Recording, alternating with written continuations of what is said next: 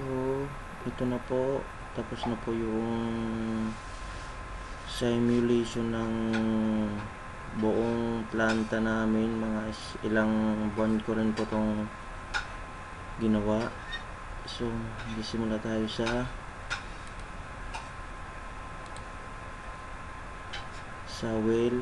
well pre-treatment po yun. Tapos sunod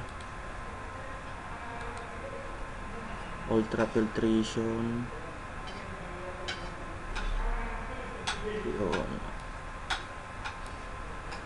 Pagkatapos nyan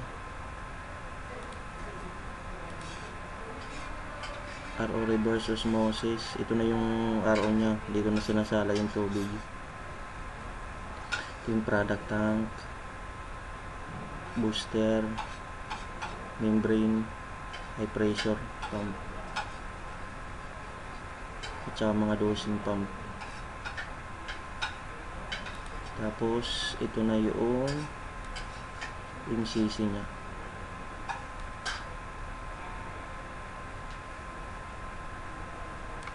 Kita natin yun. Ito yan. Silakyan natin.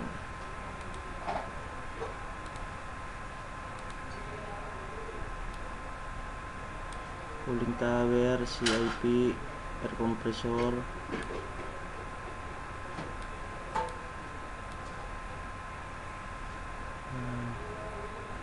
high pressure.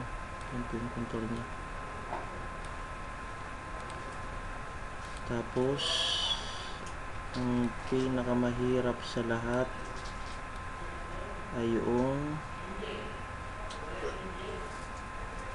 control nya.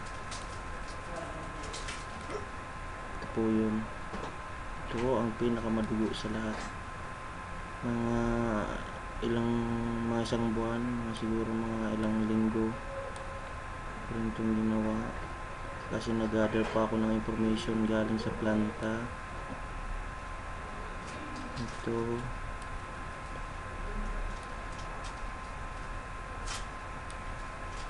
puro ladder lang po yung ginawa ko dyan.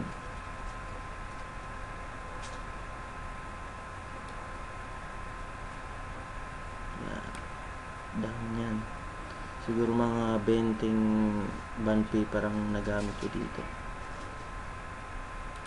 So pagaganahin na natin to. First gagawa tayo ng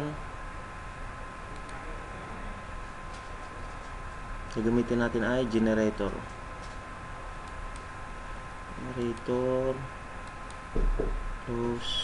Close. Kanin mo ba yung nakasala doon? Oh! Sunog na, boy! Sinabi ka ba ron? Patay mo na lang. Patay na. Oh, Sunog na nga. sige. Oh, Kaya ito po, nasunog na yung kanin ko dahil dito sa video na to.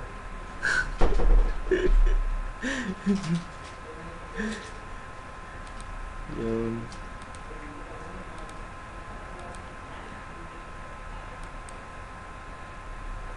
Ito na.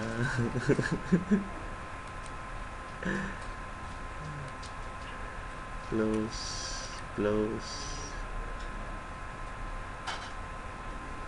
Yun. Gano'n na siya.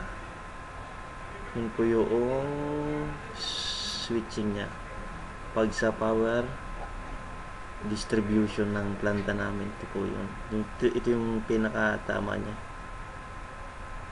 So basically, kung meron tayong generator, gagamit tayo ng fuel pump.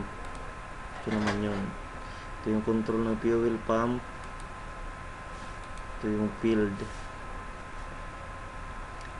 Ito naipakita ko na to sa dati kong simulation, dati kong video. Ito na yun siya. Ito rin yung control noon.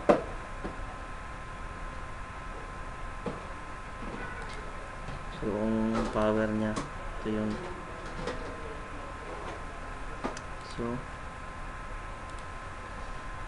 tapos na tayo sa power distribution, may power na tayo. So sisimulan na natin mag-simulate. Papagananahin natin na itong planta na ito. Ay! Sunog na yung kanin ko.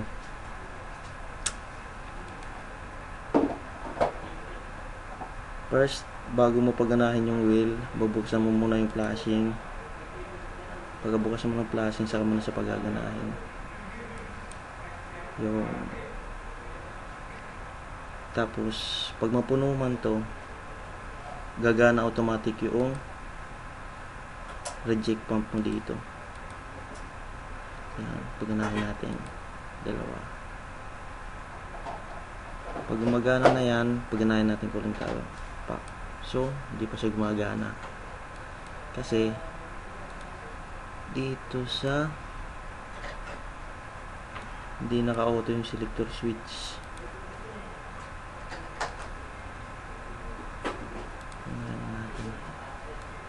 Yung pero bago mong paganahin to,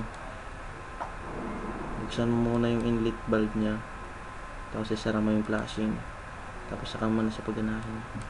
Yung tapos yung auto start. Itong auto start naman na to, pindutin natin.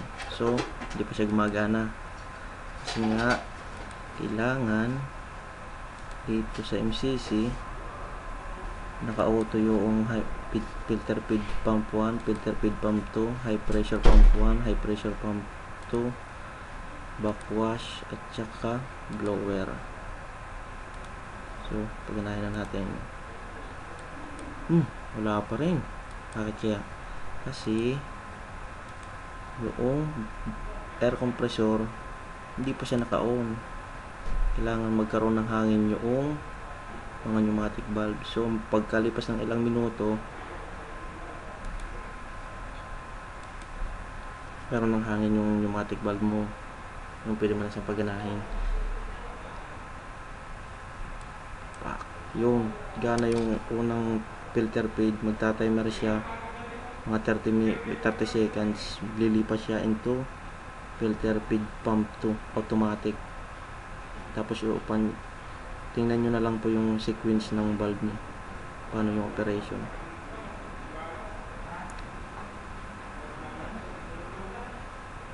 Patay yung forward, bukas yung permit. Patay yung forward flash, bukas yung permit. Yun po yung pero while po during filtration niya, itong backwash na to, hindi mo sa, kahit pindutin mo yan, hindi mo siya, for example ganito, i-stop natin. Pagka auto start mo, while nag-filtration siya, kahit pindutin mo yung force backwash, hindi yan gagana. Kasi kailangan niya munang tapusin yung filtration process. Saka mo lang ito gagana pag natapos na yung filtration process. So, antayin natin matapos. Patay ito, bukas. Patay itong forward flash, bukas yung permit. Patay yung forward flash, bukas yung permit. Ito namang Teclin, automatic to siya. Bukas sara automatic. In every 15 minutes nagbubukas sara to. Ngayon bukas na yung gumagana na rin yung high pressure pump mo, yung dalawa mo. Pagkatapos nyan, okay na yung okay na gumagana na yung araw mo. Ngayon, paano naman yung gumagana na rin yung mga dosing mo? Automatic yan pag pinindot mo yung auto start, mga dosing pump mo. Paano naman kung maglilinis ka na ang mga membrane mo dito? So, andito yung forward flush, yung force backwash. Pag pinindot mo to, gana yung blower, ganyan. Kikita nyo po yung sequence yan, yung force backwash. Pero while nagpo-force backwash yung UF1, kahit pindutin mo yung UF2, hindi yan gagana kasi kailangan mo nang patapusin to, yung force backwash ng UF1. Kahit pindutin mo tong UF3 force backwash, hindi yan gagana kasi kailangan niya muna patapusin yung UF1. Saka lang tong gagana dito pag natapos na yung UF1. Tingnan nyo na lang po yung sequence ng valve. So,